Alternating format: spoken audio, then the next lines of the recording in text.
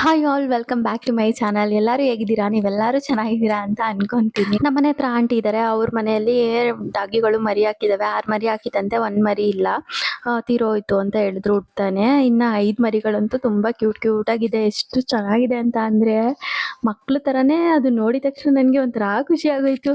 Aunty ಮರಿಗಳನ್ನ ನೋಡಿದ್ಯಾ, ಬಾ ನೋಡು ಅಂತ ಹೇಳ್ತಾ ಇದ್ರು. ಯಾಕಂದ್ರೆ ದೊಡ್ಡದು ಕರ್ಕೊಂಡ್ಬಂದಾಗ ನಾನು ಆಟ ಆಡಿಸ್ತಿದ್ದೆ ಅಲ್ವಾ, ಅವ್ರಿಗೆ ನನ್ನ ಡಾಗಿಗಳಂದ್ರೆ ಇಷ್ಟ ಅವಳಿಗೆ ಅಂತ ಅಂದ್ಬಿಟ್ಟು, ನೋಡಿದ್ಯಾ ಮರಿಗಳನ್ನ ಅಂದ್ರು. ಇಲ್ಲ ಆಂಟಿ, ಯಾವ ಮರಿಗಳು ಅಂತ ಕೇಳಿದೆ. ಸರಿ ಅಂತ ಅಂದ್ಬಿಟ್ಟು ಒಂದೊಂದೇ ಡೋರ್ ಓಪನ್ ಮಾಡಿ ಬಿಡ್ತಾ ಇದ್ದಾರೆ.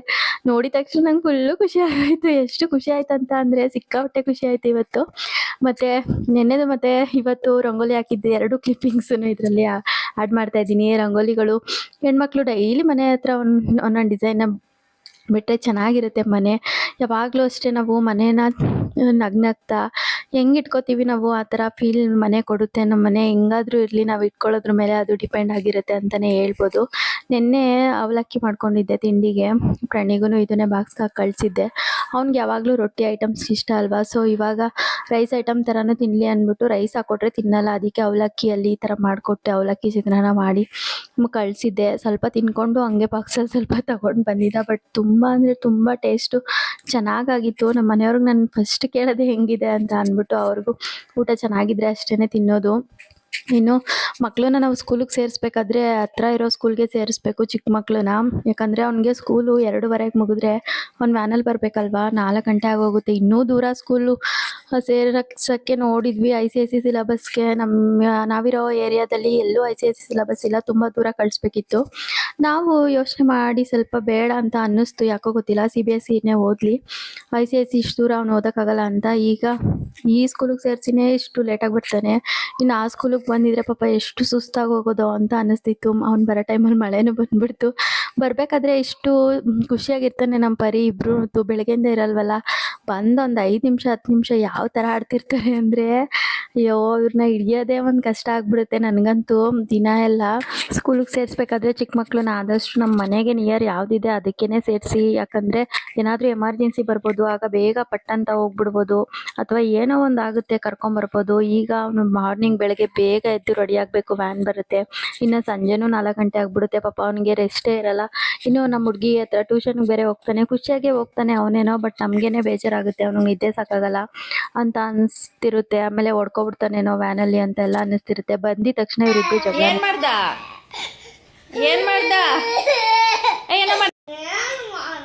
ಮತ್ತೆ ಯಾಕೆ ಅಳ್ತವ್ನೆ ಹೇಳು. ಏನ್ ಮಾಡಿದ್ನಪ್ಪ? ಒಡ್ನಾ? ಎಲ್ಲೊಡ್ದ? ಯಾಕೆ ಹಂಗೆ ಚಚ್ಬಿಟ್ನಾ? ಕೊಡ್ತೀನಿ ಸುಮ್ಮನಿರೋ ಅವನಿಗೆ. ಅವನ ಹತ್ರ ಹೋಗ್ಬೇಡ. ಹಾಂ, ಹಂಗೆ ಇಟ್ಕೊಂಡು ಎಳ್ದ್ಬಿಟ್ನಾ? ಅವನ ಹತ್ರ ಹೋಗ್ಬೇಡ ಆಯ್ತಾ? ಸ್ಕೂಲಿಗೆ ಕಳಿಸ್ಬಿಡೋಣ ತಿರ್ಗಾ. ಹೋಗು ಸ್ಕೂಲ್ಗೆ. ಏನು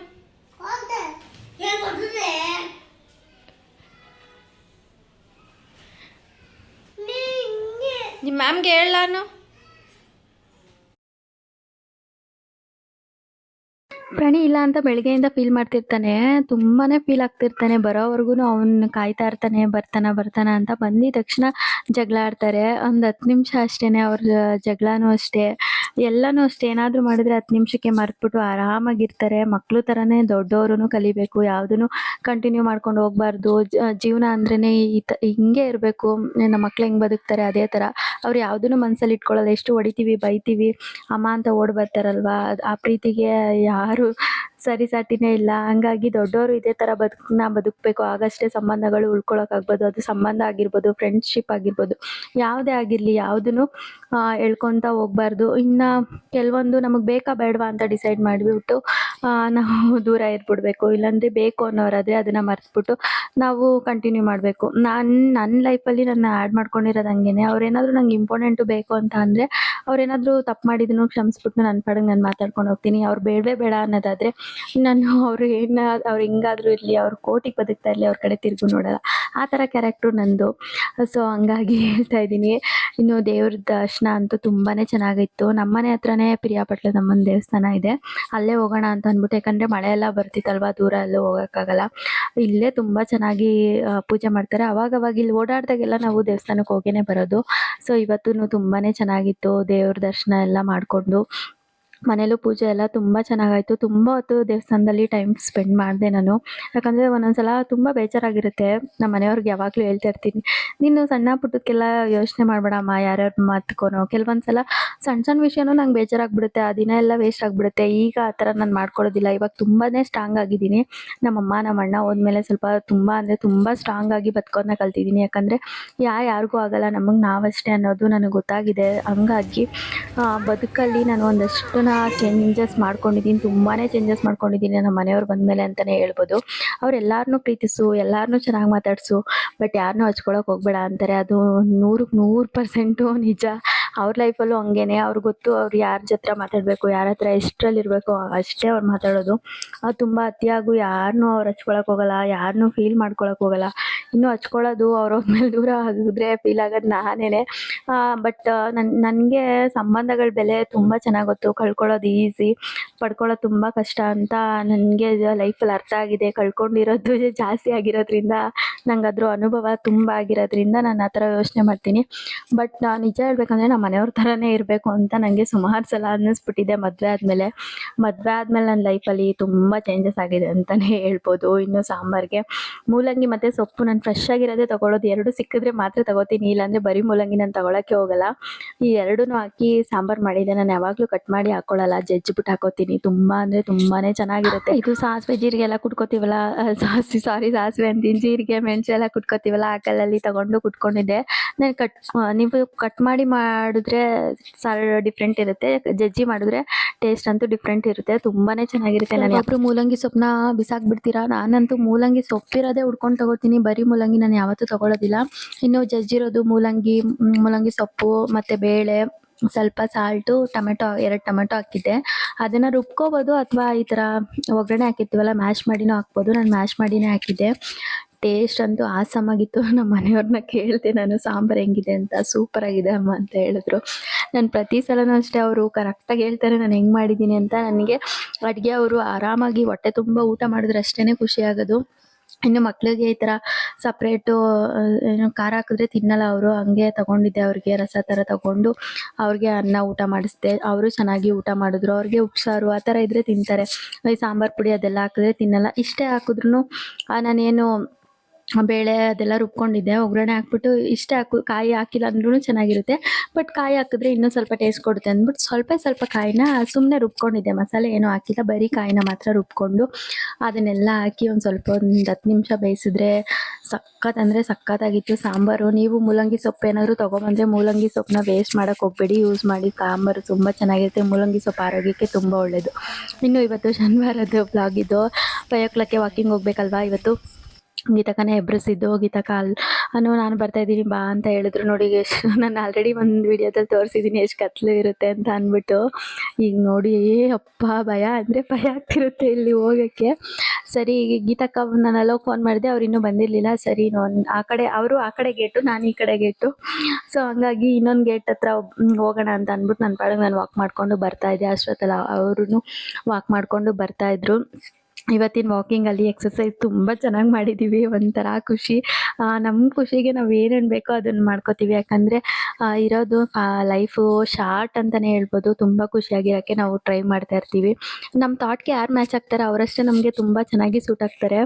ಅಂದರೆ ಕೆಲವೊಂದು ಸಲ ಫ್ರೆಂಡ್ಸ್ ಅಂತ ಆದಮೇಲೆ ಇಬ್ಬರು ಥಾಟ್ಗೂ ಮ್ಯಾಚ್ ಆಗೋ ಥರನೇ ಬದುಕೋದನ್ನ ಕಲಿಬೇಕು. ಸೊ ಹಂಗಾಗಿ ನಮ್ಮ ಫ್ರೆಂಡ್ಶಿಪ್ಪು ತುಂಬ ಲಾಂಗು ಅಂತಲೇ ಹೇಳ್ಬೋದು. ಯಾವತ್ತೂ ನಮ್ಮ ಇಬ್ರಿಗೂ ಒಂಚೂರು ಬೇಜಾರು ಮಾಡ್ಕೊಂಡಿಲ್ಲ ಯಾವತ್ತು. ಒಂದು ಸ್ವಲ್ಪನೂ ನಮಗೆ ಗಸಿಬಿಸಿ ಅನಿಸಿಲ್ಲ. ಒಂದು ದಿನನೂ ಮಾತಾಡದೆ ಇರೋಕ್ಕಾಗಲ್ಲ. ಆ ಥರ ಬಾಂಡಿಂಗ್ ಬೆಳೆದ್ಬಿಟ್ಟಿದೆ ಇಬ್ರಿಗೂ ಅಷ್ಟೇ. ನಾನು ಫೋನ್ ಮಾಡಿಲ್ಲ ಅಂದರೆ ಅಕ್ಕ ಮಾಡ್ತಾರೆ, ಅಕ್ಕ ಫೋನ್ ಮಾಡಿಲ್ಲ ಅಂದರೆ ನಾನು ಮಾಡ್ತೀನಿ. ಅದು ಬೆಳಗಿನ ಡೇ ಶುರುವಾದಾಗಲೇ ಶುರು ಆಗಿಬಿಡುತ್ತೆ ಅಂತಲೇ ಹೇಳ್ಬೋದು. ನಮ್ಮ ಎಕ್ಸಸೈಸ್ ನೀವು ನೋಡಿ ಕೆಲವೊಂದು ಯೂಸ್ ಆಗ್ಬೋದು. ಎಕ್ಸಸೈಸ್ ಮಾಡಬೇಕಾದ್ರೆ ಒಬ್ಬರೇ ಇದ್ದರೆ ಮಾಡೋಕ್ಕಾಗಲ್ಲ, ಇಬ್ಬರು ಇದ್ದರೆ ತುಂಬ ಚೆನ್ನಾಗಿ ಮಾಡ್ಬೋದು ಅಂತಲೇ ಹೇಳ್ಬೋದು.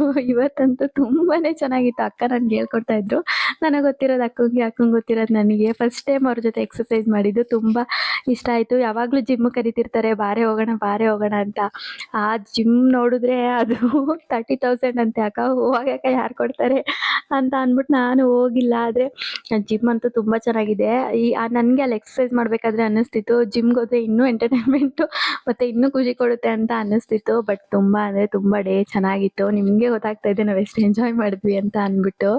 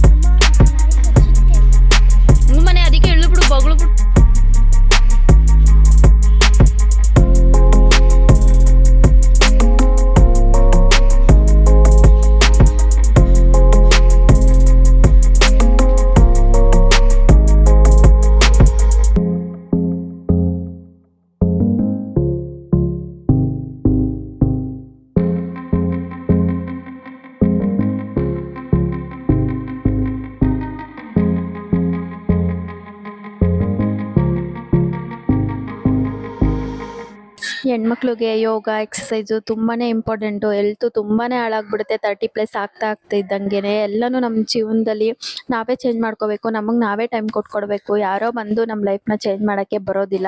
ಸೊ ಹಂಗಾಗಿ ನನ್ನ ಲೈಫಲ್ಲಿ ಬೆಳಗ್ಗೆ ಎದ್ದೋಳಕ್ಕೆ ಆಗಲ್ಲ ಅಂತ ಅನ್ಕೊಂತಿದ್ದೋಳು ಇವಾಗ 5 ಗಂಟೆಗೆ ಎದ್ದೋಳಿಲ್ಲ ಅಂದ್ರೆ ಬೇಜಾರು ಆಗುತ್ತೆ ಅನ್ನೋ ಥರ, ಆ ವೆದರ್ನ ಮಿಸ್ ಮಾಡ್ಕೋತೀನಿ ಅನ್ನೋ ಥರ ಲೈಫು ಚೇಂಜ್ ಆಗಿದೆ ಅಂದರೆ ನೀವು ನಂಬ್ತೀರಾ? ಎಸ್ ಹೌದು, ನನಗೆ ತುಂಬಾನೇ ಬೇಜಾರಾಗುತ್ತೆ. ಆ ವೆದರ್ನ ತುಂಬಾನೇ ಮಿಸ್ ಮಾಡ್ಕೋತೀನಿ.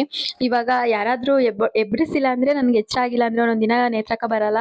ಸೊ ಗೀತಕ್ಕಂಗೆ ಹೇಳ್ತೀನಿ, ಅವ್ರ ಅಕ್ಕನೂ ಹೋಗ್ತಾ ಇದ್ದಾರಲ್ವಾ, ಅವ್ರೂ ಕಾಲ್ ಮಾಡಿ ಕರ್ಕೊಂಡು ಹೋಗ್ತಾರೆ. ಅವಾಗ ನನಗೆ ಹೋಗಿಲ್ಲ ಅಂದಿದ್ದ ದಿನ ತುಂಬಾನೇ ಒಂಥರ ಬೇಜಾರಾಗ್ತಿರುತ್ತೆ. ಆ ಎನರ್ಜಿನೇ ಇರಲ್ಲ. ಆದ್ರೆ ಹೋಗಿ ಬಂದಾಗ ಆ ಎನರ್ಜಿನೇ ಬೇರೆ. ಬೆಳಗ್ಗೆಯಿಂದ ಸಾಯಂಕಾಲವರೆಗೂ ಅದೇ ಎನರ್ಜಿಲೇ ಇರ್ತೀನಿ. ತುಂಬಾನೇ ಖುಷಿ ಅಂತ ಆಗ್ತಿದೆ. ತುಂಬಾ ಚೇಂಜಸ್ ಅಂತೂ ತುಂಬಾನೇ ಆಗ್ಬಿಟ್ಟಿದೆ ನನ್ನ ಲೈಫಲ್ಲಿ ಅಂತಾನೆ ಹೇಳ್ಬೋದು. ಸೊ ಮಕ್ಳಿಗೂ ಒಳ್ಳೆ ತಿಂಡಿ, ಮನೆಯವ್ರಿಗೂ ತಿಂಡಿ, ಎಲ್ಲರೂ ಖುಷಿಯಾಗಿ ಹೋಗ್ತಿದ್ದಾರೆ. ಇನ್ನು ಈ ಡಾಗಿಗಳು ತುಂಬಾ ಚೆನ್ನಾಗಿ ಮರಿ ಹಾಕಿದೆ. ಆಂಟಿ ಮನೆಗೆ ಹೋಗಿ ಇವತ್ತು ತುಂಬಾನೇ ಖುಷಿ ಆಯ್ತು. ಈ ಡಾಗಿಗಳನ್ನೆಲ್ಲ ನೋಡ್ಕೊಂಡು ನಾನು ಸ್ವಲ್ಪ ಆಟ ಆಡ್ಕೊಂಡು ಇವತ್ತಿನ ಡೇ ಫುಲ್ಲು ಎಂಜಾಯ್ ಮಾಡಿದ್ದೀನಿ. ತುಂಬಾ ಅಂದ್ರೆ ತುಂಬಾನೇ ಚೆನ್ನಾಗಿತ್ತು. ಆದಷ್ಟು ಖುಷಿಯಾಗಿರಕ್ಕೆ ನಾನಂತೂ ಟ್ರೈ ಮಾಡ್ತಾ ಇರ್ತೀನಿ. ನೀವು ಅಷ್ಟೇ, ಲೈಫಲ್ಲಿ ಯಾರು ನಮ್ಗೆ ಖುಷಿ ತಂದ್ಕೊಡೋದಿಲ್ಲ, ನಾವೇ ತಂದ್ಕೋಬೇಕು. Thank you for watching.